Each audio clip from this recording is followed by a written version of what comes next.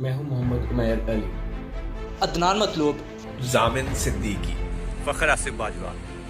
Welcome करते हैं आपको यूट्यूब चैनल क्रिकेट दीवाने पर। अस्सलाम वालेकुम नाज़रीन, मैं हूं फ़खर आसिफ बाजवा और आप देख रहे हैं क्रिकेट दीवाने यूट्यूब चैनल। मेरे साथ मौजूद हैं तीन क्रिकेट दीवाने, जामिन सिद्दीकी, उमैर भाई और अदनान मतलूब। अस्सलाम वालेकुम। वालेकुम वालेकुम सलाम। अस्सलाम। वालेकुम कैसे हैं अस्सलाम। आप लोग? ठीक ठाक नाज़रीन, आज आ गई है फॉरेन प्लेयर्स की लिस्ट। काफ़ी अरसे से हम इंतज़ार कर रहे थे।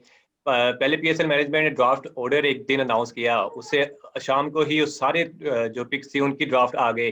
अगले दिन लोकल प्लेयर्स की लिस्ट आ गई, उसके बाद फिर खामोशी छा गई और आज तकरीबन 2 हफ्ते के वक्फे के बाद फॉरेन प्लेयर्स की लिस्ट आखिरकार उन्होंने जारी कर दी है। सबसे पहले जानेंगे जामिन से कि क्या इंप्रेशन रहा ओवरऑल, फॉरेन प्लेयर्स की लिस्ट आपके सामने आई, कैसी देखिए, उम्मीदों में पूरा उतरी आपकी लिस्ट या नहीं?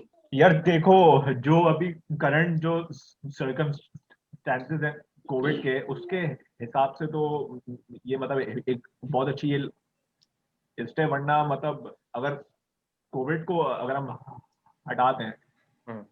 तो हल्की है ये लिस्ट। बट आई अप्रिशिएट कि इतनी मुश्किल सिचुएशन पे भी पीसीबी ने मतलब के ट्रैक करेक्ट से वो टॉप प्लेयर को ला सके इसमें। मैं भी क्या ना एबी डिविलियर्स आए, ना पूरन आए, ना मैक्सवेल, तो ऑस्ट्रेलिया के वैसे नहीं आ सकते थे। वेस्ट इंडीज के बहुत सारे प्लेयर्स से उम्मीद थी, इंग्लैंड के बहुत से प्लेयर्स थी, मॉर्गन, बेस्टो, बटलर, कुछ भी नहीं हुआ। क्या हुआ आज, क्या देखते हैं? सबसे पहले तो अस्सलाम वालेकुम सारों को। और ठंड के इस मौसम में ये है कि इतने पैशन ही है हम लोगों में कि जो माशाल्लाह इस टाइम भी शो कर रहे हैं। अभी अगर आपने अदनान को नहीं दिखाया तो अभी थोड़ी देर पहले रजाई में बैठा हुआ था बेचारा हमारी वजह से पीएसएल के शौक ने उसको जो है ना इस टाइम जो है ना रजाई में से भी निकलने पे मजबूर कर दिया। तो इसका मतलब ये है कि एक्साइटमेंट तो बहुत ज्यादा है। तो हाँ, ये बात ज़रूरी है कि एक्साइटमेंट जिस हिसाब से थी, एक्सपेक्टेशन जिस हिसाब से थी, उस हिसाब से लिस्ट नहीं आई। बल्कि मैं तो ये कहूँगा पीएसएल 1 के बाद this is the weakest platinum roster जो हमारे पीएसएल में आया है। क्योंकि इसमें अगर हम देखें ज़्यादातर प्लेयर्स जो हैं वो या तो डायमंड कैटेगरी के हैं या फिर वो कैटेगरी प्लेयर हैं जैसे कि संदीप लम्बेचाने या उदाना टाइप के प्लेयर हैं जो कि नॉर्मली आई डोंट थिंक सो कि जो फ्रेंचाइजीज हैं वो उनको बाय करने में इन प्लैटिनियम कैटेगरी या पर्स इतना इंटरेस्टेड होंगे। तो एक्साइटमेंट बहुत ज़्यादा थी। लेकिन जैसे कि जामिन ने कहा कि बहुत मुश्किल सिनेरियो ओवरऑल पूरी दुनिया का ही एक सिनेरियो चेंज हुआ है। हर बंदा जो है इस टाइम ना सिर्फ अवेलेबिलिटी की बात कर रहा है बल्कि कोविड के जो बबल्स के हैं मामला उनको भी देख रहा है। जैसे कि भी आपने देखा टॉम बेंटन सिर्फ बिग बैश इस वजह से नहीं गए क्योंकि वो थक चुके थे बबल में जा जाके। तो इस वजह से जो है अगर हम देखा जाए तो उस हिसाब से रीजनेबल एक गुड जॉब की है इमरान ने। उन्होंने ओबियसली बहुत मेहनत की होगी और जो इतना लंबा टाइम लिया है अब हमें समझ आती है कि क्यों लिया है। क्योंकि ओबियसली कुछ की प्लेयर्स को ऐड करना चाहिए था जिस तरीके से अगर वो जैसे राशिद खान है या इस तरीके के और प्लेयर। क्योंकि राशिद खान का अभी तक ऐसे डेब्यू नहीं हुआ, उनका नाम बहुत दफा ड्राफ्ट में हुआ लेकिन अभी तक उस तरीके से वो पीएसएल के अंदर नहीं जलवागर हो सकी। इस तरीके से मॉर्कल को देखें तो एक अच्छा बड़ा नाम नजर आता है, डेविड मिलर एक अच्छा बड़ा नाम नजर आता है। यस, लेकिन ओबियसली बहुत ज्यादा बड़े बड़े नाम स्किप हुए हैं। लेकिन चलिए एक न्यू फेसेस भी हैं तो let's hope for the best. पिछले साल के मुकाबले में काफी कम प्लेयर्स आए हैं प्लेटिनम में। रसल का हमने देखा जाके वो लंका प्रीमियर लीग खेल लेते हैं, कनाडा प्रीमियर लीग खेल लेते हैं, ग्लोबल कनाडा लीग। पाकिस्तान में आते हुए उनको कुछ हो जाता है। अदनान, क्या रसल के बारे में क्या कहेंगे? काफी ज्यादा लोग कह रहे थे कि रसल आ रहे हैं, रसल आ रहे हैं। गेल का कहा, गेल आ रहे हैं, गेल तो चलो आगे, रसल का काफी ज्यादा दुख हुआ है। दुख तो हुआ है, छोड़ो। जो नहीं आया उसे रहने दो, जो आ गए उनपे इस वक्त खुशी से जो है ना अच्छा। उन्हें वेलकम करो। क्योंकि इतने मुश्किल हालात में ये सारे लोग आ रहे हैं तो जो नहीं आना चाहता ना आए, ए बी हो चाहे रसल हो, हम जो आ रहे हैं उन्हीं का स्वागत करेंगे और धूमधाम से करेंगे। इसमें जो भी आए ना, हमारे लिए मिलर ही काफी है, हमारे लिए तो सारे ही काफी है। जो आ रहे हैं वो हम समझते हैं कि सारे ही बेहतर है। इसमें रिजर्वेंडर डसन है, वो भी अच्छे प्लेयर हैं। इसके अलावा बाकी जो सारे प्लेयर आ रहे हैं ना, अगर दुनिया का नंबर 1 प्लेयर जो है डेविड मलान है वो आकर खेल रहा है तो बाकी ये रसल वगैरह जो लीग्स में जाके बस पैसे के लिए हम्म। खेलते हैं, अपने मुल्क को भी नहीं देते, तो इन लोगों का क्या, आज उधर कोई और पूछ रहा है तो उधर चले जाएंगे, कल किधर और चले जाएंगे। जो अच्छे प्लेयर है वो आ रहे हैं, जो सिंसियर होकर टीम के साथ खेलते हैं। डेविड विल्स जैसा प्लेयर अगर खेल रहा है, जो प्लेयर टीम के साथ सिंसियर होकर खेलते हैं, फ्रेंचाइजीज भी ऑलमोस्ट उन्हीं की तरफ ही जाती है कि नहीं ले। जैसे अभी लंदन सिमंस आ तो गए, सारों को पता है कि वो आ गए, लास्ट टाइम किस तरह गए थे। तो सारे लोग कह रहे हैं कि पहला नाम ही उस बंदे का जिसने पिछले साल धोखा दिया था। धोखा दिया तो सर। धोखा तो लोही को दिया था, लेकिन क्या तो सारे ही रहे कि पीएसएल में नाम दे के ड्राफ्ट में पिक हो गया, फिर आई नहीं है। धोखा सरफराज देता होता है, लेकिन हमें सिमंस ने धोखा दे दिया था। काफी ज्यादा धूम थी पिछले साल भी लैंडन सिमंस की के आएंगे, तब वो काफी फॉर्म में थे। विकेट कीपिंग की भी एक एक्स्ट्रा ऑप्शन हमें देते हैं वो। कि लैंडन सिमंस आ जाते, वो डंक की 2 बारियां कौन देखता, वो वाल्टन की पाँव पड़ता डंक के। चलो, जो तो होता ये है भी अच्छे के लिए होता है। जो भी होता है ना अच्छे के लिए होता है। 2 बारियां जो खेली है ना उसने, डंक ने, मेरे ख्याल में वो सिमंस क्या था हमारे लिए ना खेल पाता, तो हमारे लिए बेहतर ही हुआ है वो। चलो, मैं भी अच्छा फखर, मैं आपसे पूछना चाहूंगा कि ठीक है। आपको कौन सा एक्साइटिंग प्लेयर लगा इस ड्राफ्ट के अंदर? मुझे जो सबसे नाम लगा एक्साइटिंग वो डेविड मिलर का लगा है, क्योंकि काफी ज्यादा हम चाह रहे थे कि डेविड मिलर आए, पाकिस्तान में खेलें। आप पहली दफा उन्होंने अपना नाम इंक्लूड करवाया है पीएसएल के फॉरेन प्लेयर लिस्ट में। आईपीएल में हमने देखा कि वो खेलते रहते थे, लेकिन इस बार भी उनको इतने चांसेस नहीं मिले आईपीएल में। अब वो ऐसे हो रहा है कि जो आईपीएल में लेना लोग खेल रहे वो पाकिस्तान में आ रहे हैं। क्रिस लिन है, पूरा टूर्नामेंट वो बाहर बैठे। पीएसएल में वो प्लैटिनम के प्लेयर हैं। लैंडन सिबंस है, पूरा टूर्नामेंट आईपीएल का नहीं खेले वो, पीएसएल में वो खेल रहे हैं। ब्रैथवेट उधर नहीं खेले। तो ये थोड़े से कंफ्लिक्ट चल रहा है अब आईपीएल और पाकिस्तान लीग सुपर लीग में। जो प्लेयर्स उधर होते हैं वो इधर नहीं आ रहे, तो ये आई थिंक इनको इस पे थोड़ा काफी फोकस करना पड़ेगा। और रसल कह सकते हैं आईपीएल फैक्टर है रसल का। रसल का, एबी डिविलियर्स का आईपीएल फैक्टर है, आईपीएल की वजह से नहीं आ रहे। और अफगानिस्तान के जो प्लेयर्स हैं उनकी भी अभी तक फुली अवेलेबिलिटी का नहीं पता। उनका मुझे काफ़ी अच्छा लगा था राशिद का नाम देखकर, मुजीब का नाम देखकर। लेकिन अब देखना पड़ेगा कि फुल अवेलेबिलिटी अगर उनकी होती है पीएसएल में, तब तो वो काफ़ी कारआमद शामिल होंगे। नहीं तो फिर उनका देखना पड़ेगा कि हमें आधे टूर्नामेंट के लिए अगर वो अवेलेबल होते हैं या फिर पूरे टूर्नामेंट के लिए अवेलेबल होते हैं। तो बाकी मोर्कल है और मिलर, इन दोनों के नाम देख के काफ़ी खुशी हुई। अच्छा जामिन, थोड़ा बात कर लेते हैं डिटेंशंस के हवाले से। पहली लिस्ट में पिक आ रही है इस्लामाबाद यूनाइटेड की। उनके पास शादाब है लोकल में, प्लैटिनम में। और अगर हम फॉरेन प्लेयर्स की बात की जाए तो कॉलिन मनरो है, कॉलिन मनरो सॉरी डायमंड में आ जाएंगे। कॉलिन इनग्रम प्लैटिनम में है, डेल स्टेन है। और तो उनको काफ़ी मुश्किल हो रही है अपनी प्लैटिनम कैटेगरी लिस्ट बनाने में। क्या स्ट्रेटेजी होगी इस्लामाबाद यूनाइटेड की? देखिए, प्लेटिनियम में तो मैं यही इस्लामाबाद यूनाइटेड को जो मैं जो उनको रेकमेंड करूंगा कि एक तो शादाब को तो वो रिटेन वो करेंगे, वो ये कंफर्म है पूरा। और दूसरा जो एक जो मुझे जो फीलिंग जो आ रही है कि खेलो मोस्ट प्रॉब्ली स्टेन को ही खेलो रिटेन ये लोग पक्का, जो मुझे जो फीलिंग आ रही है। सही है। तो किसको जाने, किसको दें? इनग्रम को जाने दें? मनरो तो डायमंड में आ जाएंगे, इनग्रम को छोड़ने चाहिए। इंग्राम को छोड़ देना चाहिए मेरे ख्याल में। अच्छा, अगर आप मुझसे पूछे, सॉरी बात कर रहा हूँ आपकी दोनों की, अगर आप मुझसे पूछे तो इंग्राम एक स्ट्रॉन्ग प्लेयर है। मिडिल ऑर्डर में आके जिस तरीके से वो बहुत ईज के साथ सिक्सेस लगाता है, स्पेशली स्पिनर को, तो मेरी नज़र में मनरो को हम फिर भी छोड़ सकते हैं। हमें इंग्राम को रखना चाहिए इस्लामाबाद के लिए। मैं क्योंकि स्टैट्स भी अगर आप देखे जाए तो इंग्राम के ज़्यादा स्ट्रॉन्ग है लीग में। आप 2 प्लेयर बताए ना, 2 कौन से होंगे? एक तो शदाब हो गए उनके पास, अब एक वो मैक्सिमम उनको रखना चाहिए। पहली क्योंकि उनकी पीक है, पहली को तो ओपन छोड़ेंगे वो। जो मेरी यहाँ पर एक मुझसे पूछे तो मैं स्टेन को रिलीज करना चाहूंगा और मैं इंग्राम और मुनरो को रखूंगा। मनरो तो डायमंड में आ गया ना। डायमंड में आ ऊपर वो आए ना उनके पास, स्टेन है, शदाब है, इंग्रम है। मैं कॉलिन इंग्राम को मैं जाने दूंगा और उसकी जगह फिर ये कि मैं मनरो जाने मैं- दूंगा। डेविड मलान भी है। गेल में मैं मतलब इंटरेस्टेड मैं ज्यादा हूँगा मैं गेल में मैं जी ज्यादा बिल्कुल बिल्कुल, मैं भी कह इंटरेस्टेड रहा था कि मैं हूँगा इसमें। मनरो मनरो का रिप्लेसमेंट, बिल्कुल मनरो का रिप्लेसमेंट गेल हो सकता है, जो कि ज्यादा स्ट्रांग है। नहीं, वो मनरो तो फिर वो डायमंड में आ गया ना, हमें बहुत- प्लैटिनम खाली करनी है। डेविड मलान है प्लैटिनम में, ये काफी उनके लिए मुश्किल है। हाँ ये मुश्किल है, मिलान को नहीं छोड़ना चाहिए। फिर इंग्रम की ऑप्शन बचती और है। और प्लस एक और भी एक फैक्टर है कि स्टेन भी एक बहुत बड़ा मतलब इम्पैक्टफुल प्लेयर है और अगर ये लोग गेल को भी अगर लेकर आ जाते हैं तो वो मतलब एक और एक इनके पास इम्पैक्टफुल प्लेयर आ जाएगा। तो दो इतने बड़े नाम जब इनके पास होंगे तो इनको बहुत मतलब कि हेल्प मिलेगी इससे इन लोगों को पूरे टूर्नामेंट में।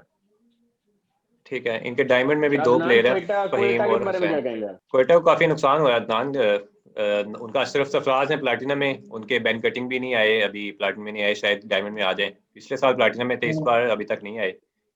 और डायमंड में हो सकता है, मनरो डायमंड में आया तो वो भी डायमंड में हो सकता है। मुझे तो ऐसा लग रहा है ये ना प्लेटिनियम से अच्छे प्लेयर जो है हमें डायमंड में देखने को मिल जाए। ये फायदा हो जाएगा जिन हाँ, ये भी टीमों हो की सकता अपनी है ना, बाद में जो पिक्स हैं जिनकी, उनको नुकसान होगा, और फायदा जिनकी डायमंड फायदा में तो पहली हमें पिक्स भी आएंगी है। उनको फायदा हो जाएगा। खुशी तो हमें भी है, डेविड से नीचे है, डायमंड में रहेगा ना नॉर्थ लंदन हाँ, वालों को। इसमें जेसन रॉय का काफी सॉरी आप लोगों ज्यादा की बात काट रहा हूँ। इसमें ये है कि लाहौर के लिए एक बहुत बड़ा प्लस पॉइंट हो गया है कि डेविड वीजे का बहुत ज्यादा एक्सपेक्टेड था, इवन कि वो उनकी मैनेजमेंट खुद भी ऑब्वियसली होपफुल थी कि वो डायमंड में हो, लेकिन एक्सपेक्टेड था कि वो जिस तरीके से परफॉर्मेंस और खास तौर पे जो उनकी 48 रन की जो इनिंग थी, मैच विनिंग इनिंग, वो भी इतने क्रूशियल मैच के अंदर, वो उनको डिजर्व करती थी प्लाटिनियम में। मतलब अगर वो प्लाटिनियम में अगर आ जाते तो कोई उन पे उंगली ना उठाता कि why he is in the platinum, जबकि उस टाइप के जब प्लेयर प्लाटिनियम में अवेलेबल हैं। तो डेविड वीजे का अगर आ भी जाता नाम तो अगर वो उनका नाम नहीं आया तो इसका मतलब ये बहुत बड़ा एज है। अच्छा, अब एक और ये देखना है कि क्या बेंटन हमारे डायमंड में नजर आते हैं या गोल्ड में नजर आते हैं, क्योंकि लास्ट टाइम वो सिल्वर में थे। तो इस अभी एक हर्डल क्रॉस हो गया और एक हर्डल अभी भी रहती है लाहौर के लिए। खुशियों पे सारा पानी जो है ना, बारिश का जो लाहौर में भी हो रही है, इधर कश्मीर में भी हो रही है, ऊपर पानी सारा लाहौर पे गुजरे भी। तो हम कहे यार ये भी से नीचे आया, डंक ऊपर आ गया है, फायदा तो कोई ना हुआ। देखो Okay, अब अदनान, क्या बनता है। मेरा आपसे एक सवाल है, कौन से ऐसे प्लेयर्स हैं जो आप समझते हैं जो प्लेटिनियम में डिजर्व नहीं करते थे? सबसे पहले तो जो T10 में आइकन प्लेयर थे असीरु उदाना, खुदा और उसके बाद जो लमिचा ने भी उस तरह का, मैं इंटरनेशनल ये लीग्स में काफी अच्छा परफॉर्म करते हैं, लेकिन मैं नहीं समझता कि PSL में आके वो जो है खेलें प्लेटिनियम कैटेगरी में। उसके बाद टॉम बेंटन का भी उसकी जितनी मर्जी फॉर्म हो या पहले खेलता रहा, लेकिन अभी उसका इतना लेवल नहीं हुआ कि आके प्लेटिनियम में खेले। वो भी जब पिछला साल बिल्कुल फ्लॉप गया है उसका, तो अचानक से आप एक फ्लॉप प्लेयर को आप ला के प्लेटिनियम में डाल दें, तो वो उसके साथ मैं नहीं समझता कि वो यहाँ पे होना चाहिए था। बाकी ऑलमोस्ट मेरे ख्याल में तो ठीक ही है। कार्लोस ब्रेथवेट का नाम क्या कहेंगे? सिर्फ 2 इनिंग्स है उनकी कार्लोस पूरे अपनी जिंदगी में, एक उन्होंने वर्ल्ड कप फाइनल में छक्के मार दिए थे, और एक वर्ल्ड कप में, दोनों वर्ल्ड कप में। ठीक है फखर, आपने ठीक नाम देख रहा था। मैं देख रहा था कि कोई और एक नाम था जिसका मैं सोच रहा था कि ये भी यहाँ पे कैसे आ गया, क्योंकि नसीरू दाना को देखें और कार्लोस ब्रैथवेट को देखें तो दोनों ही ऑलमोस्ट बराबर ही है। मार वो भी खाता है, मार ये भी खाता है, कभी कभार छक्का वो भी मार लेता है, कभी कभार छक्का ये भी मार लेता है, तो हिसाब बराबर ही है। बाकी ऑलमोस्ट ठीक ही है। डसन को भी अभी रिजर्व अंडर डसन है, उसको भी अभी नहीं लाना चाहिए था मेरे ख्याल में प्लेटिनियम में, लेकिन अभी एवन छोटा लुइस के बारे में क्या ख्याल है? ये है ना, खिलाड़ी कम थे इसलिए उन्होंने कहा कि कोई 20-25 तो हो ना प्लेटिनियम में, जाने तो जो भी आ रहा है उसे प्लेटिनियम में जाने दो। ठीक तो उन्होंने एवन लुइस मेरे ख्याल में ठीक है प्लैटिनम में, वो काफी अच्छी, हाँ उसने वेस्ट इंडीज से काफी परफॉर्मेंसेज हैं, आईपीएल में मुंबई इंडियंस से खेलता रहा है, काफी उधर भी अच्छा परफॉर्म करता रहा है। वेस्ट इंडीज को तो काफी अब ठीक है, परमानेंट ओपनर मैच जितवाता रहा है। एमएल लुइस का ओके, आई थिंक उन पे इतना इशू नहीं होना चाहिए। सारा परेरा का क्या सारा परेरा ख्याल है पिछली आप बार लोगों भी आए थे, पिछली बार भी अनपिक गए थे, दोबारा उन्होंने अपनी मुंह काला करवाने के लिए दोबारा अपना नाम दे दिया है। इस बार भी पिक नहीं होंगे लगता है। एक्चुअली मसला ये है कि वो जो एक करंट रोस्टर बना है उस हिसाब से तो नो डाउट अच्छे लग रहे हैं, लेकिन अगर आप प्रॉपर प्लेटिनियम प्लेयर की बात करें तो he needs to prove much more than the platinum player. अभी मतलब वो डायमंड क्या तक मुझे समझ आती है। हाँ तो अगली बात अगर आप देखें कि उनका वैसे आम रूटीन में देखा जाए तो मुझे तो क्रिस जॉर्डन भी यहाँ पे प्लेटिनियम में उसका दिखाई नहीं देना चाहिए कि पीएसएल में अच्छी परफॉर्मेंसेज हैं उस लिहाज से चले ठीक है, लेकिन जॉर्डन अच्छा प्लेयर है। हाँ प्लेयर तो अच्छा देखिए है।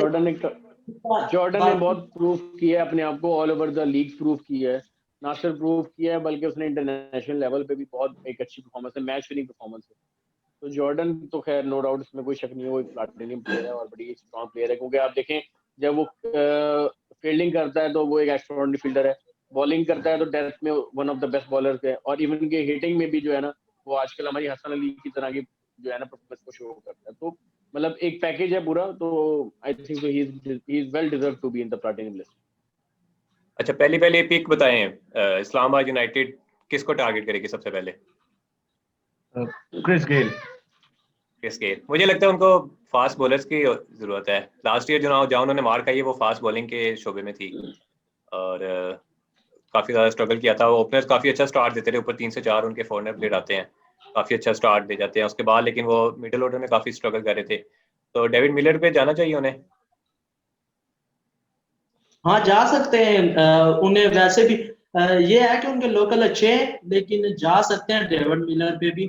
मेरे ख्याल में इन्हें पिक तो ओपनर ही करना चाहिए, या तो ओपनर लें या फिर ये बॉलर्स हैं। मैंने पहले भी आपको बताया कि बॉलर्स अगर लेंगे तो उनको फायदा होगा, क्योंकि ऑलमोस्ट जो लास्ट मैचेस ये लगातार आ रहे थे, ज्यादातर मैचेस ये फास्ट बॉलिंग की वजह से ही आ रहे थे, क्योंकि डेथ में अगर बॉलिंग नहीं होगी आपकी इतनी अच्छी तो ज्यादा T20 क्रिकेट में आप मार खाते ही खाते हैं। फिर आखिरी ओवर में था, आखिरी 4-5 ओवर ही तो फैसला कुन होते हैं T20, तो वहां पे अगर आपके पास अच्छे बॉलर नहीं होंगे तो उस लिहाज से फिर अगर देखें तो ये डेल स्टेन को रिटेन कर सकते हैं।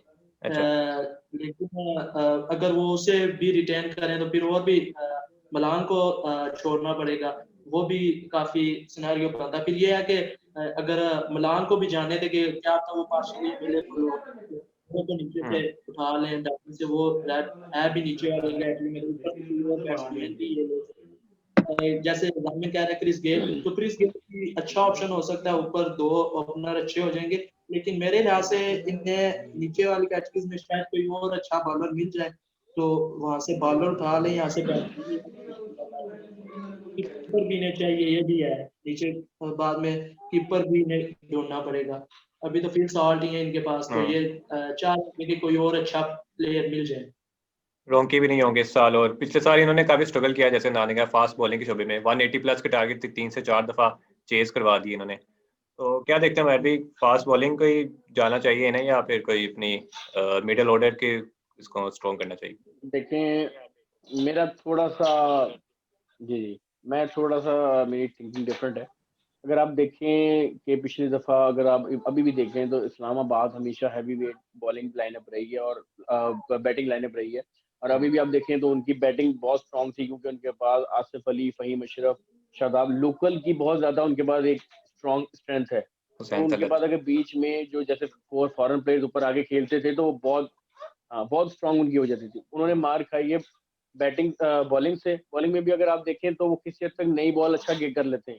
असल मसला उनका मिडिल पार्ट, क्योंकि देखिए आप उनका जो एज बॉलर है जो कि उनके कैप्टन है शताब खान में, उनकी बॉलिंग में वो वैनम नहीं रहा जो पहले 2-3 साल पहले होता था, जितनी स्ट्रॉन्ग जितनी ग्रिप से वो बॉल करते थे। मेरी नज़र में अगर राशिद खान फुली अवेलेबल है तो मेरी नज़र में वो राशिद खान की तरफ इसलिए आपसे जाएंगे, जाना भी चाहिए उन्हें, क्योंकि देखें वो टेंडम जब भी कोई बॉलर आपस में पार्टनरशिप में बॉल करते हैं तो वो एक स्ट्रॉन्ग होता है। क्योंकि देखें अगर एक साइड से राशिद खान बॉल कर रहे हैं और सेकंड चेंज पे शादाब आ जाए तो दोनों को एट अ टाइम मारना मुश्किल हो जाएगा, और अगर आप शादाब की तरफ जाएंगे तो शादाब विकेट, ऐसा भी नहीं है कि वो विकेट ना ले सके, शादाब ज्यादा विकेट ले सकें। तो मेरी नजर में ये कॉम्बिनेशन के पास ज्यादा बेहतर होगा क्योंकि लेकिन बैटिंग उनके पास लोकल काफी ज्यादा उनके पास एक चीज मैं भी ऐड करना चाहूंगा, अगर वो स्पिनर्स की तरफ जाते हैं तो राशिद को भी ले सकते हैं। उसका राशिद का ये फायदा है कि वहां पे वो बैटिंग भी उसमें कर सकता है, और शादाब का भी ये है कि बैटिंग और बॉलिंग दोनों कर लेगा।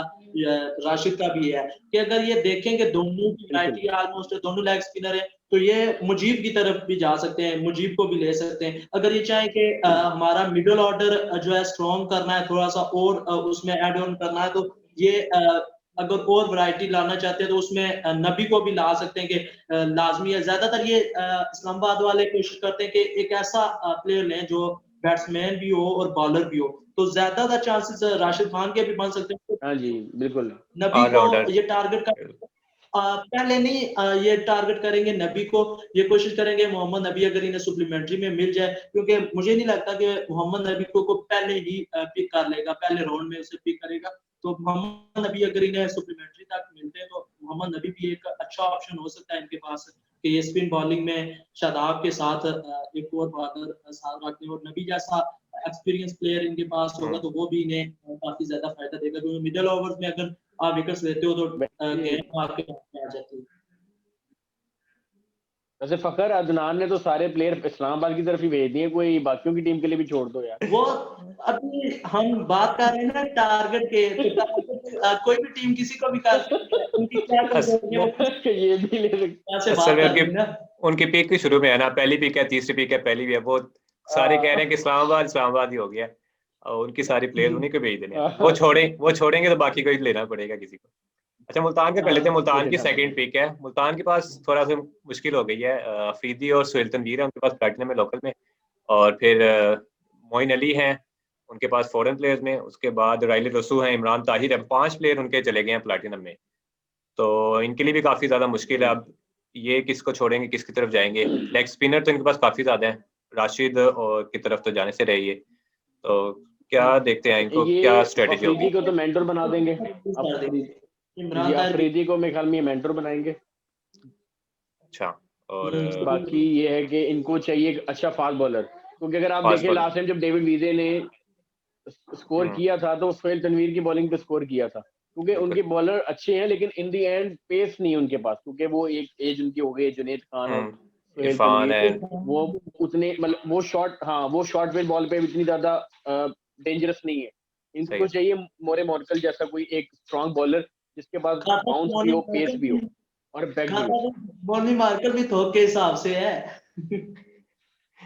किसको छोड़ेंगे किसको, ये काफी मुश्किल हो रही है कि फास्ट बॉलर जो इनके थे अली शफीक हैं, वो लोकल प्लेयर्स हैं, उनमें इतना वो है खासियत नहीं है अभी, वो इस लेवल के बॉलर नहीं है कि तंग कर सके। वो क्रिस ने बता दिया था ना कि वो कितना हुआ है।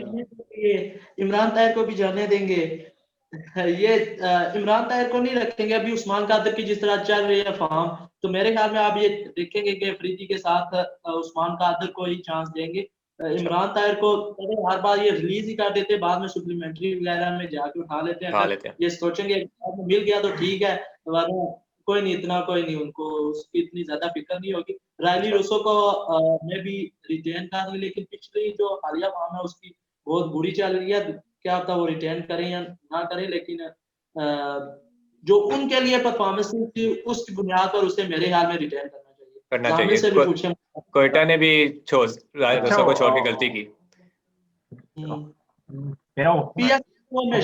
भाई से मेरा एक सवाल है कि आपको क्या लगता है कि कौन से ऐसे इस प्लेटिनम की फेस में प्लेयर्स हैं जो इन केस अगर फर्स्ट राउंड में अगर पिक ना हुए, अगर अपनी ओरिजिनल कैटेगरी में वो रेलीगेट के लिए वो मान जाएंगे? आपके ख्याल में कौन से प्लेयर्स हो सकते हैं?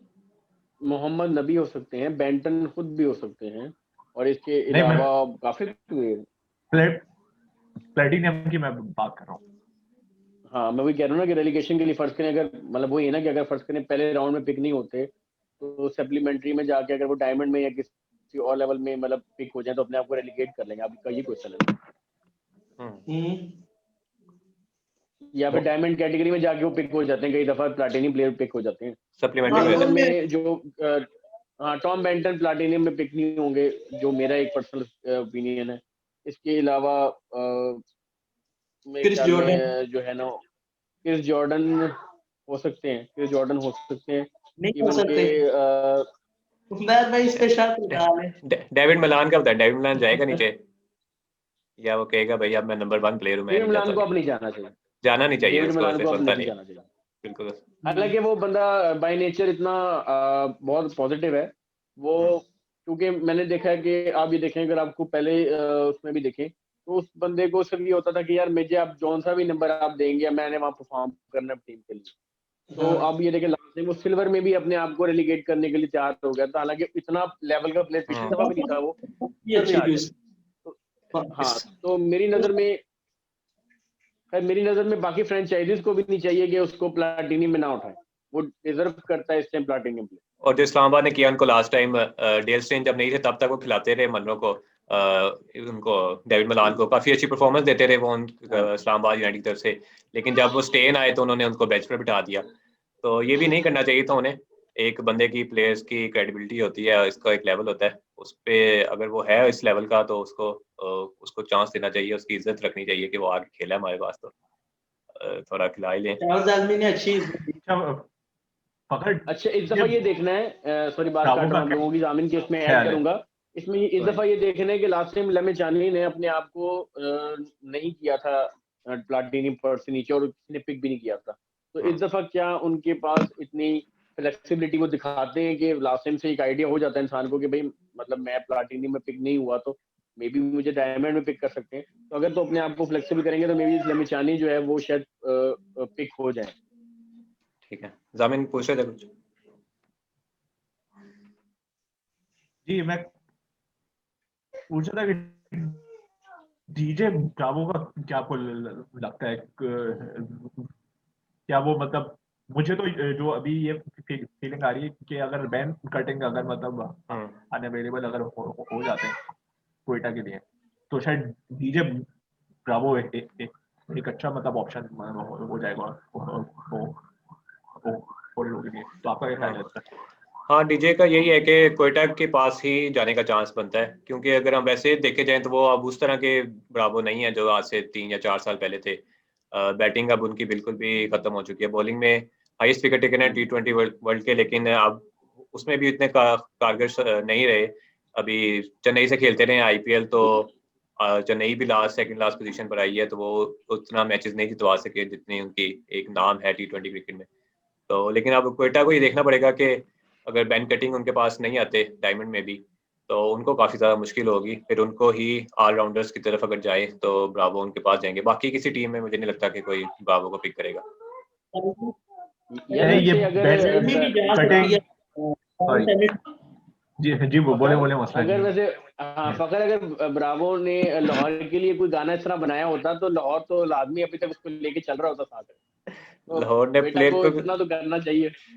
उनको गाना वो उसका असल में ये बड़ा मजे का होता था तब ना, उस जमाने में वो गाना जिस भी टीम के लिए लिखता था ना, उसने अपनी टीम के लिए वर्ल्ड कप से पहले एक गाना लिखा, वो उसकी टीम जीत गई। CPL में उसने गाना गाया, वो भी जीत गई। PSL में गाया, वो भी जीती। ये भी उस वक्त काफी ट्रेंड इनका चला था कि ब्रावो जिस टीम के गाना गा देता है वो टीम जीत जाती है। वो जैसे ज़ैनब अब्बास की सेल्फी चली हाँ थी। ज़ैनबी भी अभी ले सकती है। अच्छा मैं आप लोगों को बैन कटिंग के बारे में एक चीज बता दूं। बैन कटिंग में अब जो मुझे जो लग रहा है ना वो आएगा वैसा से, क्योंकि PSL की जो इंस्टाग्राम का जो इनका जो हैंडल है उस पर जब इन्होंने आज अपनी लिस्ट पोस्ट की, अच्छा, उनकी जो फियांसे हैं एरन हॉलैंड, उनका एक वहां पर एक मैसेज आया था पीछे के बैन कटिंग भी मतलब आ रहा है, तो अच्छा। उस मैसेज से मुझे ये अंदाजा मुझे हो गया कि बैन कटिंग भी इस बार मतलब ड्राफ्ट में है इस बार, वो भी उस वो बस मैसेज से मुझे कोयटा पे रिटेन करेगा, उन्हें लाजमी रिटेन करेगा। कोयटा करना भी चाहिए। और एक ये बड़ा इंटरेस्टिंग हुआ, बैन कटिंग पिछली बार प्लैटिनम में थे, कॉलिन मनरो प्लैटिनम में थे, और इस बार हालांकि सैलरी कैप्स भी डिक्रीज हुई हैं, पिछले साल के मुकाबले में कम हुई है, और फिर भी वो जाके डायमंड में अपना नाम दे रहे हैं। जबकि दूसरी तरफ प्लैटिनम में थे, बट सॉरी आपकी मैं बात करता हूँ, वो प्लेटिनियम में थे बट वो डायमंड में उनको मतलब ज्यादा पिक किया ठीक है, ठीक है। हाँ, लेकिन फिर भी जब जो प्लेयर डिजर्व नहीं करते प्लैटिनम में, वो प्लैटिनम में आ सकते हैं, और वो फिर वो मानते भी नहीं कि हमने नीचे जाना है। तो अब जो प्लेयर्स जो करते हैं, डिजर्व करते हैं प्लैटिनम में आना, वो प्लेयर्स प्लैटिनम में नहीं आ रहे। कॉलिन मनरो है, वो भी नहीं आ रहे प्लैटिनम में। देखो ज्यादा क्या पता फखर, क्या पता कि बिल्कुल एक्सटेंडेड भी लिस्ट आ जाए, क्या पता एक्सटेंडेड लिस्ट आ जाए, उसके अंदर प्लैटिनम में आ जाए। ये ना हो कुछ और प्लेयर्स की लिस्ट आए सही धमाकेदार, तो कुछ ना कुछ 4-5 आ जाए। चलो, वैसे 10 तारीख को ड्राफ्ट है, अब 3-4 दिन रह गए हैं, काम काफी ज्यादा। लोकल प्लेयर्स की लिस्ट आनी है, प्लैटिनम की, गोल्ड, डायमंड, सिल्वर, रिटेंशंस। अब एक और बहुत सारे लोग यही हो, लोग को सपोर्ट कर रहे हो, तो क्या अंदर से फीलिंग होती है बंदे को, ये वाला बंदा हमारी टीम में आ जाए, तीसरी पिक है, ये दोगे तीसरा, ये तो बच जाएगा, ये तो लेना है, या फिर किसी ना किसी तरह उसे बचाना है, तो कौन सा ऐसा है जो अभी ये प्लेटिनियम में आता है कि ये बंदा आए मेरे पास। मैं बताऊंगा, राशिद खान का मैं चाह रहा हूँ, यकीन से मैं चाह रहा हूँ राशिद खान आ जाए हमारे पास दौर में, क्योंकि पिछले साल हमने लेग स्पिन में काफी मार खाई है। लेग स्पिनर हमारे पास इमर्जिंग में मास खान और फरजान राजे रह जाते थे, नहीं था। तो अब बिल्कुल सही। जो प्रॉपर एक लेग स्पिनर है और हार्ड हिटिंग का प्लस एडवांटेज है हमें राशिद खान का, तो मैं वो बिल्कुल। चाह रहा हूँ कि, और इसमें ये है कि इस्लामाबाद को भी फास्ट बॉलर तकरीबन चाहिए डेथ में बॉलिंग के लिए। मुल्तान के पास स्पिनर ऑलरेडी हैं, लेग स्पिनर, वो नहीं जाएंगे लेग स्पिनर पे। तो हम, मुझे लगता है कि राशिद खान बच भी सकते हैं, और बच गए तो यकीनन राशिद खान की तरफ जाना चाहिए। अच्छा फखर, अगर अगर फर्ज करें राशिद खान को पिक कर लिया जाता है, तो सेकंड ऑप्शन हमारे पास मुजीब की है, उसके बारे में क्या कहेंगे? अगर प्रायोरिटी राशिद और मुजीब में, तो मैं राशिद पे ही जाऊंगा, क्योंकि लेग स्पिनर है एक तो, ठीक है बताएं आप। और जो बैटिंग उनका एडवांटेज है पावर हिटिंग का, वो मुजीब के पास नहीं है। मुजीब ये है कि इकोनॉमिकल रहते हैं, लेकिन उस तरह विकेट्स अगर हम देखें तो राशिद खान की ज़्यादा बेहतर है, इकोनॉमी, एवरेज और प्लस पावर हिटिंग है। तो फर्स्ट प्रायोरिटी तो राशिद खान की तरफ ही जाना चाहिए। मेरा भी आपका ही है कि चाहूंगा कि राशिद आए, क्योंकि स्पिनर हमें चाहिए भी, और जैसा ये क्वालिटी का स्पिनर है, कभी भी मैच को ये अकेले, जो भी मैच जिताएगा ये अकेला बंदा बॉलिंग पे बिल्कुल। मैच जिता सकता है। तो बैटिंग भी जैसा कि ये करता है, केम्यू खेलता है छोटा सा, लेकिन वो T20 में काफी मुस्बत साबित होता है। और उसके बाद अगर फर्ज करते हैं तो ये नहीं मिलता, तो दूसरा मुझे जो दिल से मैं चाहता हूँ कि डेविड मिलर आए, हमेशा जिसे दिल से चाहा वो आया नहीं है हमारी साइड। एबी डिविलियर्स आया था, वो ना चाहो। हाँ, तो अभी डेविड मिलर का क्या हो, तो ये ना वो भी ना आए, क्योंकि मैं चाह रहा हूँ कि हफीज है सिर्फ हमारे पास मिडिल ऑर्डर में, थोड़ा जो बंदा जिसपे हम रिलाय कर सकते हैं कि ये बंदा हमें जिता सकता है। बेन डंक भी है, लेकिन उस तरह का हम उस पे भी रिलाय नहीं करते कि ये जिताएगा हमें हर मैच। पिछली बार 2 जिता दिए, आगे आप पता नहीं क्या होगा, लेकिन डेविड मिलर एक ऐसा प्लेयर हो सकता है जिससे हम एक्सपेक्ट कर सकते हैं कि 3 मैचेस तो वो आराम से अपने दम पे जिता ही सकता है। अगर 10 मैचेस हो तो 2-3 मैचेस एक बंदा जिता दे, तो वो पहली चॉइस तो राशिद ही होगा। दूसरा ये है कि मिलर को चाह रहा हूँ ये आए, बाकी ये 2 तो बच ही सकते हैं ना, एक तो बच ही जाएगा। अब देखते हैं हमारी। अच्छा अगर तीसरी मैं दे देता हूँ, तीसरी अगर दसन में अगर आ जाए, दसन, तो वो भी एक अच्छा ऑप्शन आ सकती है। हाँ, उसका ये है कि ना वो भी अवेलेबिलिटी मिडिल ऑर्डर में एक अच्छा स्टेबल प्रोवाइड कर सकता है। होता है या नहीं होता, ये भी है ना उसका। उसका टेस्ट सीरीज भी अफ्रीका की आई थिंक कि नहीं है। टेस्ट सीरीज अगर ये है ना, टेस्ट की वजह से वो नहीं होगा टेस्ट में वो उनका, अगर मुल्तान जी ने रिलीज कर दिया इमरान ताहिर को, सब भी नहीं है ऐसी वजह से। इमरान ताहिर पे फिर जाना चाहिए या राशिद पे जाना। राशिद का आई थिंक थोड़ा इशू भी है अवेलेबिलिटी का, इमरान ताहिर तो फुली अवेलेबल होंगे। मैं नहीं चाहता इमरान ताहिर को। देखिए इमरान ताहिर और राशिद में से इमरान ताहिर, अगर हमारे पास ऑप्शन है तो, और प्लस इमरान ताहिर को हम सब्जी में भी हम उठा सकते हैं उसको, क्योंकि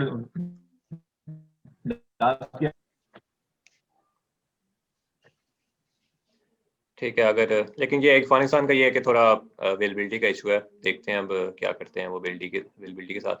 जल्मी का थोड़ा आ जाते हैं। साल आज इमरान आ जाएंगे, अगर अवेलेबल हुए सारे सीरियस ना हुए तो ये आ जाएंगे इस बार। पठान गया था ना अपना भी, तो पठान को लेके आएगा सारों को। सही। जल्मी क्या करेगी, बेंटन को अदनान रिलीज आज करेगी? बहुत बहुत एनर्जेटिक हुआ हुआ है, इसको बता। हाँ जल्मी पे आ जाए। जल्मी पे आओ यार। आज इसने रजाई भी छोड़ फेंक दी दूर, इसको गर्मी लग रही है अब। भाई बर्फबारी हो रही है कश्मीर। अच्छा। बारिश तो हो रही है। जल्मी जल्मी का हमारे पास है Zalmi Mamraj, Benton Kamran, Shoaib Malik, Tom Benton. Kenneth Pollard नहीं है यार। ये तो कंफर्म है ना। पोलार्ड का काफी अफसोस हुआ, पोलार्ड नहीं आ रहे। पोलार्ड बहुत बड़ा प्लाट तो प्लेयर है, वैसे भी उसके आना आने से फर्क पड़ेगा। पिछले साल भी ये अच्छा वेस्ट इंडीज की सीरीज है ना, मतलब बीच में, तो ये मतलब एक है रीजन रसल पोलार्ड और उसकी पूरन की, बट फिर मतलब एवन लुइस भी फिर इस तरह पर वेस्ट इंडीज का पार्ट है, क्योंकि एमएलएस भी है। टीम, बट वो है इसमें तो एक ही बार पार्शियल अवेलेबिलिटी फिर इनकी होगी फिर मोस्ट प्रॉब्ली प्लेयर्स की। अच्छा, मैं भी वो फखर जमान का कुछ इशू चल अच्छा रहा है। जल्मी की बात की आपने। हाँ हाँ मैं वही बात कहने लगा था कि फखर जमान और ये हसन अली का दोनों का हसन इशू अली। सुनने में आ रहा है, और दोनों के बारे में जो एक हाँ ट्वीट आई है कल, इंटरव्यू कल ही देख रहा था परसों, वो अकरम साहब ने वही कहा कि मेरी अभी एक दिन पहले बात हुई है, ऐसी तो कोई न्यूज नहीं है। अच्छा हाँ लेकिन अगर प्लेयर खुद जाना चाहे तो वो अलग बात है। ठीक तो है। अभी उसका भी कंफर्म नहीं है, और फखर का आज आकिब ने जो ट्वीट करके जो अपने मतलब इंटरव्यू में क्या कहा है प्रेस कॉन्फ्रेंस। कि अभी हमने रिलीज नहीं किया, अब हम सोच रहे हैं, अभी हम डिसीजन नहीं ले सके इस पे। तो अकरम का ये एक मान बड़ी ट्रिकी किस्म की एक वाइस। अकरम का मान सकते हैं, आकब का मुझे यकीन नहीं है। आकब ने एंड में फिर भी उसे रिलीज ही करना है। अभी वो कह रहा है, चाह रहा होगा कि मैं अभी जो है ना रिवील ना करूं, लेकिन मुझे लगता है उन्होंने रिटेन नहीं करना, क्योंकि सुमीन ने भी पता है उसके ट्वीट पे रिप्लाई किया था, तो थैंक यू वगैरह अदा किया। तो अभी दोबारा उसकी रेपुटेशन भी खराब होगी। एक बंदा ऑफिशियली अनाउंस करता है और फिर दोबारा उसको ये रिटर्न कर लेते हैं, तो मेरे ख्याल में फकर के लिए भी ये ठीक नहीं होगा कि अगर उस पे दोबारा रिप्लाई कर। नहीं बल्कि मेरी नजर में तो ज्यादा उसके लिए इज्जत की बात होगी कि उसने रिलीज कर दिया, बाद में फिर ये लोग पीछे आए, तो मेरी नजर में तो उसकी वैल्यू बढ़ेगी। क्या कहते हो? नहीं करना चाहिए। अब एक हो गया ऑफिशियल, सारा कुछ हो गया। अब अगर या तो ना किया होता ना, अंदर अंदर की बात होती, फिर तो चलो बंदा कहता भी है। हाँ ये जैसे है। जैसे हसन अली हसन क्या, अली का तो उसका अभी बाइट नहीं कंफर्म ही आया। नहीं ना। हसन अली का बाइट नहीं आया अभी। हाँ अगर है भी कोई सीन हाँ। तो फिर उसका बनता है। फखर को अब वापस लाना भी नहीं चाहिए और उसको आना भी नहीं चाहिए। नहीं लगता और हसन तो करेंगे वो रिलीज, एक हसन को अच्छा तो है, नहीं करते वो। रोटेशन भी थोड़ी बहुत होनी चाहिए। अब एक बंदा हर साल एक ही टीम से खेलता रहे, वो भी नहीं अच्छा। और नई टीम आए तो मजा भी आए थोड़ा। अच्छा। ये थोड़े रोटेट हो रहे, इधर से उधर जा रहे। ट्रेड कोई देखते हैं? ट्रेड नहीं अभी तक कोई नजर आई हमें ट्रेड होती हुई। बाबर को ट्रेड कर लें सुहेल अख्तर से। यार क्या किसके कर साथ? रहे हो तुम? पीटीपी बंद कराओगे तुम? सुहेल फखर अख्तर से। पीटीपी बंद कराओगे तुम यार? आज काफी तारीफें की आकिब जवेद ने सुहेल अख्तर की। कहता है अबू धाबी जितवा दिया उन्होंने, फाइनल में जितवा दिया, वो हमारा जिगरा है, उसको नहीं हमने जाने देना कभी। हाँ तो वो कहाँ भाई पे वही तो तारीफ। कह रहा हूँ कि बाबर अगर ट्रेड आ भी गई तो हमने रिजेक्ट कर देनी है, तुम ये तो बता रहे हैं। सुहेल अख्तर नहीं देंगे हम।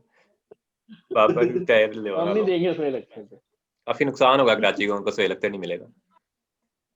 कराची पे आ जाते वही हैं। ना उसको उनको।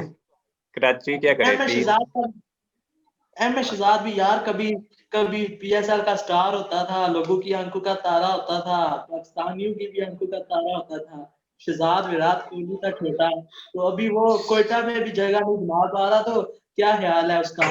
पिछली बार तो उसका मैनेजर मुंतजर था कि उसे सिलेक्ट करवाया है सप्लीमेंट्री में, तो इस बार क्या कहते हो? अहमद शहजाद है, उमर अकमल है, काफी ज्यादा मुश्किल है। क्वेटा को मसला ये बना है कि ऊपर वाले जो प्लैटिनम और डायमंड के है ना, वो उनके सारे चले गए हैं और सारे गोल्ड में आ गए हैं। उन्होंने परफॉर्मेंस कुछ ऐसी हाँ दी है सारों ने मिला के, उनको सारों ने ना गोल्ड में रख दिया। अब उनको समझ नहीं आ दो रहे हम क्या, सारे नौ सोना इकट्ठा खिलाड़ी कर रहे ना हैं। तो काफी मुसीबत पड़ गई उनके ऊपर। जामिन की साबका जो है कोयटा आ रही है मेरे ख्याल में, तो वो अच्छा, बताए ना इस पे कि 9 खिलाड़ी उनके उस पे सारे। जामिन के ताल्लुकात भी हैं नदीम उमर से, कोई करवाए यार बात। नहीं नहीं नहीं भाई, मेरे कोई ताल्लुकात नहीं है भाई, गलत फहमी है। मतलब तुम ये चाह रहे हो कि जामिन के जो थोड़े से बाल आए हैं वो भी चले जाएं?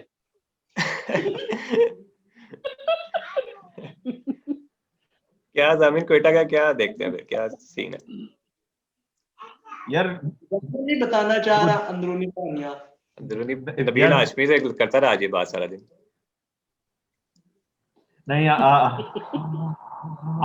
आज तो नबील हाशमी ने ट्वीट कर दी है,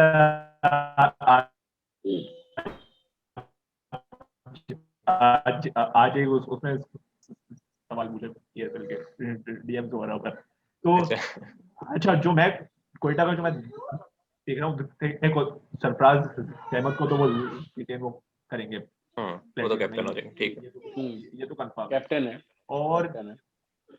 पेसन रॉय की भी मतलब अवेलेबिलिटी का अभी हमें कुछ भी नहीं आता, तो वो भी रिलीज मतलब कि उसमें भी होना है। ठीक है। बैन कटिंग को ये लोग मतलब कि रिटेन कर सकते हैं ये लोग प्लेटिनियम में, ये लोग। और जो मैं देख रहा हूँ, इनकी पिक कौन सी है? लास्ट है, लास्ट सलाह मुझे बता सकते हैं? पहली जो है वो 5वीं है, लास्ट फिर में 5वीं, 6ठी और दूसरी। हाँ,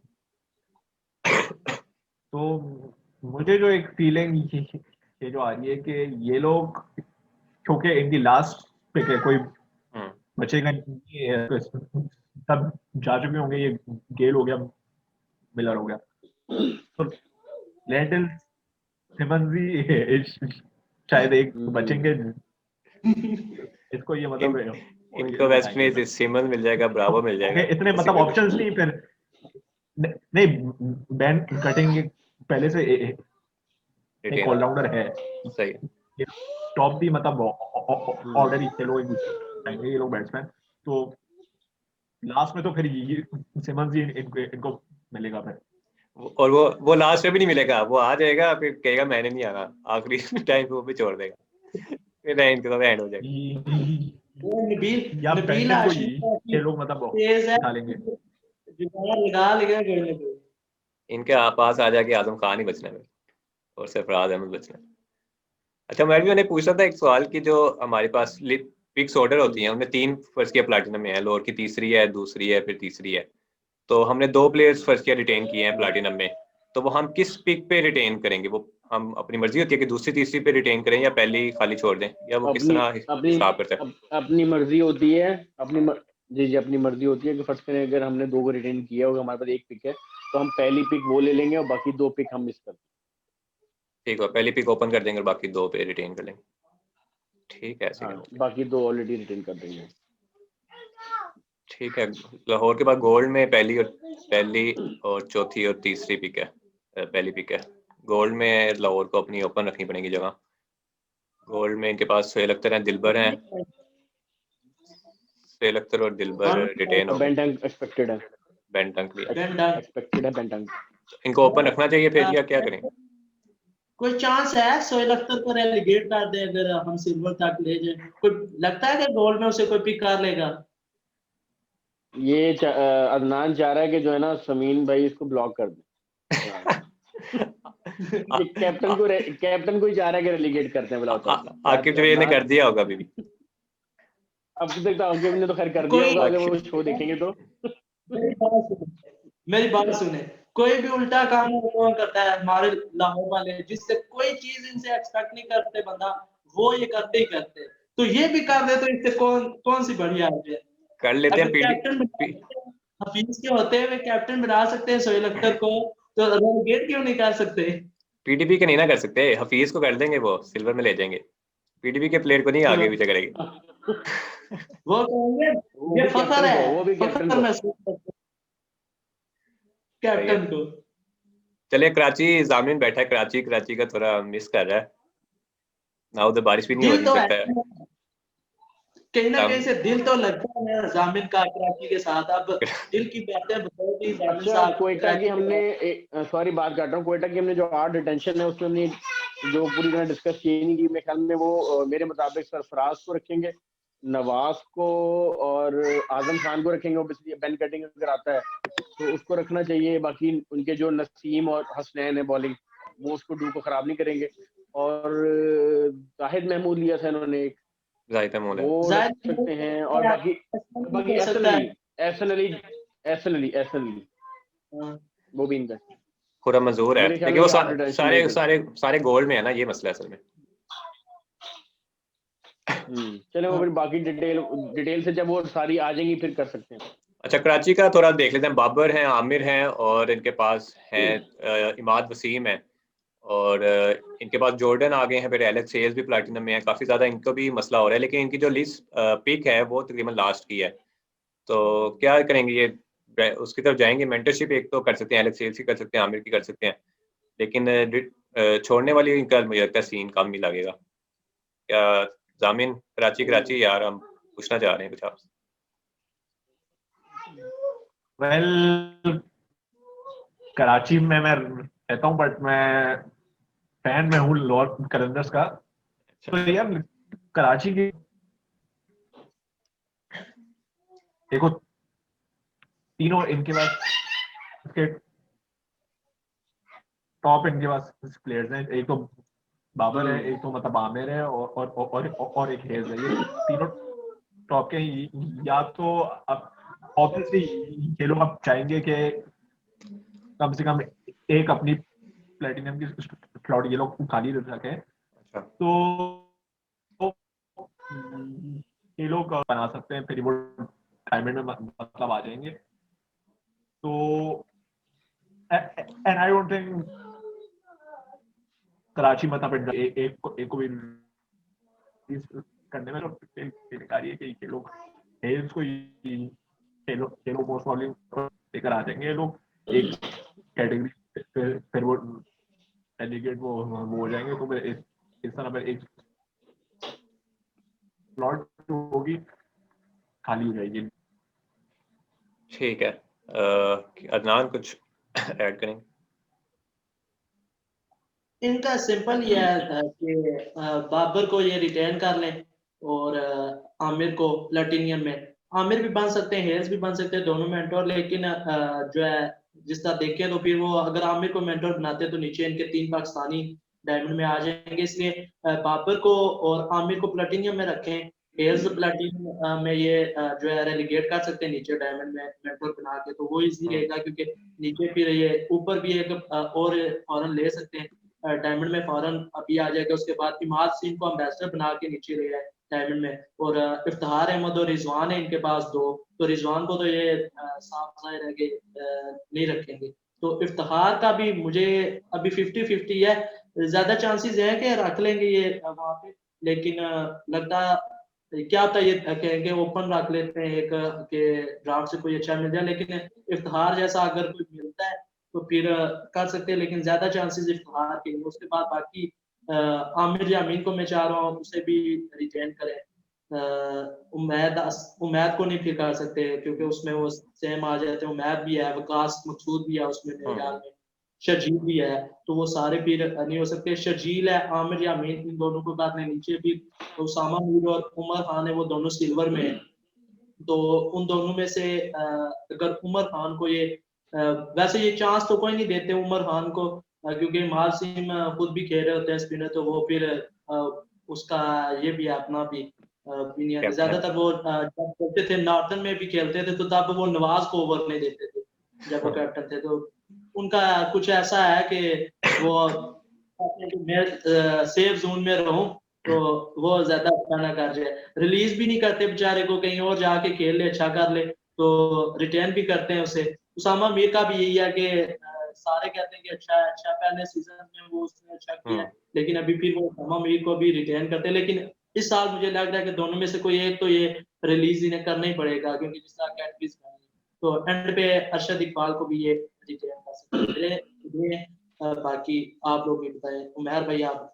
मैं भी जॉर्डन जाता दिखाई दे रहा है, जॉर्डन ड्राफ्ट में जाएगा।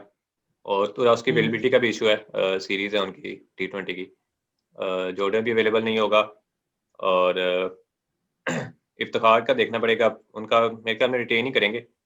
डायमंड में 2 है इनके पास, तो पिक कौन इनकी सी है डायमंड? डायमंड में इनके पहले राउंड में पिक कौन सी है? इनकी दूसरी पिक है डायमंड की, पहली दूसरी तीसरी और दूसरी तीसरी और पहली पिक है।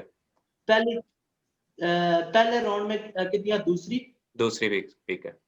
तो पहली पिक किसकी है? पहली है हमारे पास मुल्तान सुल्तान की। अच्छा, तो मुल्तान की भी ऑलमोस्ट फुल ही लगती है, फुल हो जाएगी मेरे ख्याल में। मुल्तान की फुल हो जाएगी, काफी फिर ज्यादा इनकी होंगे। पहली आ सकती है, तो ये डायमंड में अच्छा प्लेयर ले सकते हैं। क्योंकि ज़ाहिर है देख लें उनका मुल्तान सुल्तान का भी फुल हो जाए अगर उनकी डायमंड, तो इनकी पहली पिक आ जाएगी यहाँ पे भी, तो फिर इनको यहाँ पे फायदा हो सकता है। ले सकते हैं। और अगर इफ्तिखार को छोड़ के पास करें फखर, लेकिन ओपनर इनके पास पहले भी हो तो शजील है, फखर की तरफ, बाबर है। हसन अली की तरफ जा सकते हैं। अगर हम कहते हैं कि वो रिलीज हो ही गए, तो अभी कंफर्म तो नहीं है, अगर रिलीज हो गए तो उसकी तरफ भी जा सकते हैं कि बॉलर आमिर हो जाएगा, हसन अली होता है, और जॉर्डन अगर जाता भी है तो वो उनका वहाँ पे फील हो जाएगा। अच्छा, अच्छा, कैप्टन ये सैमी की कोई आप लोग के पास कोई न्यूज़ है? बिकॉज लास्ट ईयर तो वो मिड ऑफ द टूर्नामेंट वो मतलब अनाउंस कर दिया था कि अब वो हेड कोच वो होंगे वो पेशावर सेल्मी के, बट जहां मतलब जरूरत हुई वो एज अ प्लेयर भी वो मतलब सेल्मी के लिए मतलब वो अवेलेबल वो होंगे। तो उमेर भाई आप कैसे देखते हैं इसको? वो जो उन्होंने अनाउंसमेंट की थी ना, वो इसी वजह से की थी कि देखें उनकी परफॉर्मेंस शुरू में जो है ना पहले के सीजन के हिसाब से देखें तो वो कंटिन्यूसली डिप भी हो रही थी। तो ऑब्वियसली एक प्लेयर अब को आइडिया हो जाता है कि वो अब एज अ प्लेयर ज़्यादा बेहतर रोल अदा कर सकता है या फिर एज अ मेंटर या कोच। तो वो जो उन्होंने कहा था कि जी हम एज अ प्लेयर भी जब हमें जरूरत होगी, तो वो मेरे ख्याल में पर्टिकुलर सीजन की वजह से ही था कि अगर सीजन में, क्योंकि उन्होंने एक पिक कर चुके थे, अगर उनको जरूरत पड़ती है तो वो ऐड कर लेंगे। तो मेरे ख्याल में ये कि इस दफ़ा जो है ना वो अगर वो आएंगे तो उनके एज अ कोचिंग ही स्टाफ का कोई हिस्सा होंगे, क्योंकि इसलिए वो बहुत बड़ा एक पेशावर दलमी का फेस है, एक इंटीग्रल पार्ट है। उन्होंने पेशावर दलमी को टाइटल जितवाया है अपने कैप्टनसी के अंदर, तो मेरा नहीं ख्याल कि वो उससे अलग होंगे। और वो खुद आपको पता है जिस तरीके से इन्वॉल्व होते हैं पाकिस्तानियों में, और जिस तरीके से वो पश्तो आजकल काफ़ी सीख चुके हैं, तो वो कोचिंग का तो हिस्सा लाजमी होंगे, लेकिन as a player I don't think so. उनको तो वो नेशनलिटी की भी ऑफर होगी, तो नेशनलिटी ले लें आगे, वो तो लोकल प्लेयर भी ऐसे खेल सकते हैं। अच्छा, मुझे बताएं बाबर और इमाद की कैप्टनसी का क्या चक्कर है? किसको कैप्टन होना चाहिए? इमाद ने उनको टाइटल जितवा दिया और बाबर अब तीनों फॉर्मेट के कैप्टन है, क्या सिचुएशन हो रही है? मेरा आई थिंक इसलिए सो गो फॉर इमाद। बाबर को बना दें, क्योंकि बाबर को बनाएंगे तो पाकिस्तान को भी फायदा होगा। इन्होंने जो फायदा लेना था इमाद से ले लिया है। तो इनका पहले यही था ना कि हमारा बाबर को इसलिए नहीं बना रहे कि हमारी टीम जो है हम कैप्टन को जो है बरकरार नहीं रखते, बार बार चेंज करते रहते। तो अभी इन्होंने रखा है, 2 साल रखा है, तो टाइटल उसने जितवा दिया। तो अभी मेरे ख्याल में सही टाइम यही है इनके पास के उसने जितवा दिया टाइटल, तो आप बाबर आजम को यहाँ पे बना दे फ्यूचर के लिए, क्योंकि 1-2 साल बाद तो बात को इन्होंने फिर चेंज करना है। तो अभी उसने जिताया हुआ, उसके लिए भी अच्छा होगा कि विनिंग नोट में वो खत्म करेगा। तो बाबर पाकिस्तान के लिए भी तीनों फॉर्मेट में है, तो यहाँ पे जरूरी है। बहुत ज्यादा लोग जो पाकिस्तानी अवाम है वो यही चाह रही है, या तो वो बाबर को अगर रिटेन करते हैं तो कैप्टन बनाए, अगर कैप्टन नहीं बनाते तो उसे रिलीज करे कि जिस भी दूसरी फ्रेंचाइज में जाएगा वो कैप्टन उसे बनाएंगे। तो जरूरी है उसके लिए मेरे ख्याल में कैप्टन। लाहौर के अलावा लाहौर में सही लगते रहे। हाँ, लाहौर तो नहीं ना, लाहौर कहेंगे तो छोड़े, सोहेल अख्तर और प्लेटिनियम में बाबर आए, वो फिर भी कहेंगे जी देखें, हमारे सोहेल अख्तर अच्छा है, तो सही लगता है। अच्छा अदनान, कहेंगे इसमें कि मेरा आप पर्सपेक्टिव थोड़ा सा डिफरेंट है। कम मेरा बोलो। पर्सपेक्टिव थोड़ा सा डिफरेंट है। अगर आप लीग के हिसाब से देखें ना, अगर आप आईपीएल भी देखें, तो वहां पे विराट कोहली क्योंकि अब वो तमाम को लीड कर रहा है, तो बेसिकली लीग में अपने लोकल प्लेयर्स को कैप्टन बनाने का मकसद सिर्फ ये होता है कि आपका जो करंट कैप्टन है उसका कोई बैकअप तैयार किया जाए। जरूरी नहीं होता कि वो रिटायरमेंट के बाद ही बैकअप होता है। जैसे कई दफा विराट कोहली नहीं जा सके तो रोहित शर्मा आ गए, रोहित शर्मा नहीं गए तो उन्होंने अजिंक्य रहाणे को बना दिया। इस तरीके से और प्लेयर को, मतलब अगर लीग का मकसद ये होता है कि अब हमें पता लगे कौन से प्लेयर में कैप्टनसी लीडरशिप है। हमने फखर जमान को बना के देखा, हमें पता लग गया कि उनके अंदर वो कैप्टनसी लीडरशिप नहीं थी। हमने शादाब को जब बनाया इस्लामाबाद में तो मास्टर स्ट्रोक है, तो अब देखें अब सबको पता है कि Shadab is a leadership material. अब आप ये देखिए हसन अली को कैप्टन बनाया गया है, तो अब हसन अली ने भी प्रूव करके दिखाया कि I am also leadership quality. अगर हम फर्ज करें वो बाबर पे ही रिलाय करेंगे तो हमारे पास ऑप्शन नहीं रहेगी। मेरी नजर में गो फॉर इमाद हमें एक, क्योंकि मेरे ख्याल में बाबर अब इस टाइप का प्लेयर और इस टाइप का लीडर बन गया है कि उसको इमाद को खिला के, या इमाद से बेहतर है ना कोई किसी और यंगस्टर को चांस दें आप कैप्टनसी का। इमाद का क्या फ्यूचर है, आप आगे कितना अरसा और खेलेगा ये भी तो बताएं ना। चले हसन अली का या क्या आगे 5 साल खेल सकता है, शादाब का या 5 साल पाकिस्तान के लिए सर्व कर सकता है, इससे ज्यादा भी कर सकता है। हम कहते हैं कि ज्यादा सर्व करे तो कैप्टन बन सकते हैं, लेकिन इमाद का आपको लगता है कि आगे और मजीद 5 साल ही खेल सकता है, या मैं इसकी जरूरत है आगे कैप्टनसी की? उससे बेहतर तो ये है ना, बाबर को हम प्यार को, बाबर अंडर 19 से भी करता आ रहा है तो यहाँ भी कराची के लिए करेगा तो और भी हमें ज्यादा फायदा होगा। उसे भी पता होगा लोकल प्लेयर जो इसके साथ कराची में होंगे, उसे पता होगा वो उस हिसाब से भी अपने साथ प्लेयर रख सकता है, ड्राफ्ट से पिक कर सकता है जो पाकिस्तान के लिए उसे नजर आते हैं कि ये पाकिस्तान के लिए खेल सकते हैं, यहाँ पे वो उनको भी ले सकता है साथ। तो मेरे ख्याल में तो बाबर के साथ ही जाना चाहिए। माद के अगर ये चाह रहे कि किसी और यंग प्लेयर को आजमाना है तो किसी और को ले, किसी और लोकल पाकिस्तानी को लें जिससे चाहेंगे वो फ्यूचर में पाकिस्तान के लिए अच्छा कर सकता है, तो उसे कैप्टन नहीं माद इसका तो फ्यूचर ही नहीं है ना पाकिस्तान में, उस हिसाब से आप जिस बात कर रहे हैं। मोहम्मद आमिर का डिफरेंस ऑफ ओपिनियन है।